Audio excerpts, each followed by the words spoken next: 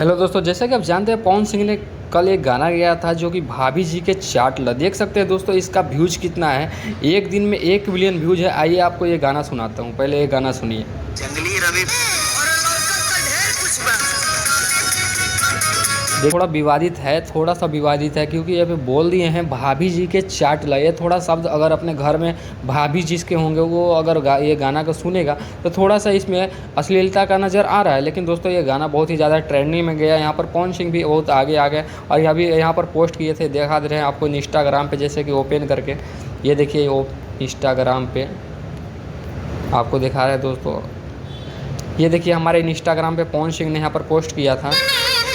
देखिए यहाँ पर भाभी जी के चाट ला ट्रेंडिंग पे चला गया, 1 मिलियन व्यूज आ गया जो कि 20 के कमेंट है और 100 के लाइक है। इस तरीके से ये गाना ट्रेंडिंग में चला गया। देखिए